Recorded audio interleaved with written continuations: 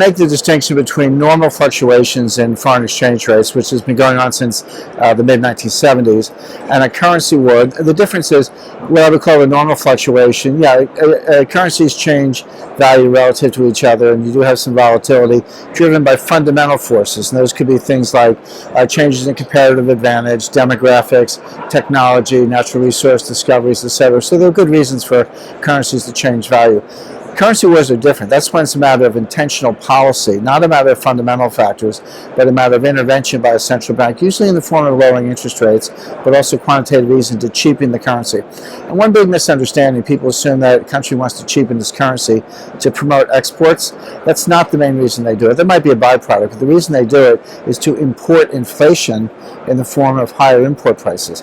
The United States is a net importer. So if we cheapen the dollar, yeah, maybe it helps exports a little bit, but what it really does, it makes our imports, our energy, manufactured goods, textiles, electronics, etc., more expensive. That helps to feed inflation into the U.S., and that's what the Fed wants. They want more inflation.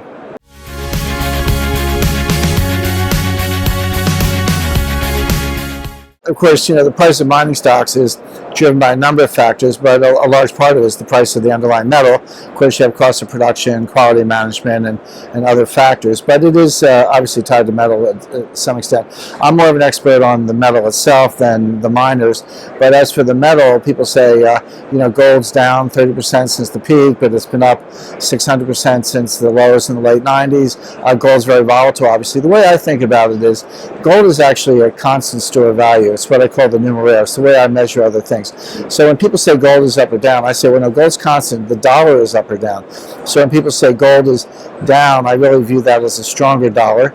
Or if they say gold is up, I view it as a weaker dollar. In other words, it takes more dollars to buy your ounce of gold. So you can make the dollar your numeraire, in which case gold looks volatile. But if you think of gold as the numeraire, what's really happening is the currencies are volatile. That's a function of the currency wars, monetary policy that's going to continue. I think in the intermediate to long run, gold is going to go a lot higher.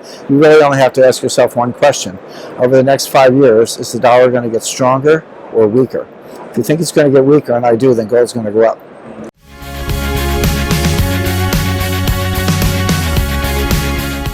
Right. When I say, I have an intermediate term projection of gold at, say, $7,000 to $10,000 an ounce, I'm not doing that to be provocative, and I don't consider it a pie-in-the-sky number. That's actually the implied non-deflationary price of gold in a gold standard. What I mean by that is every gold standard is simply a relationship between paper money and gold. And you have to get that right. You basically have to compare the money supply to the gold supply. And it's 8th grade math. It's not particularly difficult. But if you, for example, if you were to use combine Europe, the U.S., and China, take their M1 money supply and assume 40% backing by gold. So what's 40% of the M1 money supply relative to the amount of gold? That number is about $7,000 an ounce. Of course, it's a moving target and it's getting higher all the time. If you don't have a gold standard, then that's kind of irrelevant. But if you do have a gold standard, or if you're using gold as a reference point for figuring out your money supply, then you actually have to get to that level, because if it's lower than that, it's extremely deflationary. Well, deflation is the central banker's worst nightmare. It's the #1 economic worry in the world today. So the last thing you want to do is reference gold at a deflationary price. So if you want, people say there's not enough gold in the world to have a gold standard. Well, there's plenty of gold. The question is getting the price right. At 1,300, there's not enough gold, but at 10,000, there is. And the point is you have to go to somewhere close to 10,000 if you're on a gold standard in order to avoid deflation.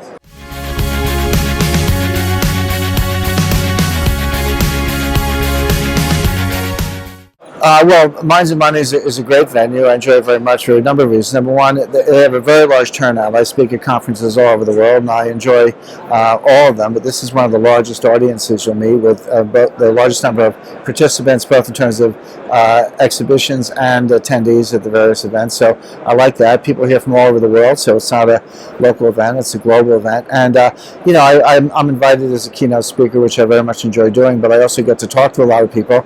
Networking opportunities are great, and I think I learn as much as I give. I try to give knowledge and information to the participants, but I learn a lot from the people who are here also, so I enjoy it very much.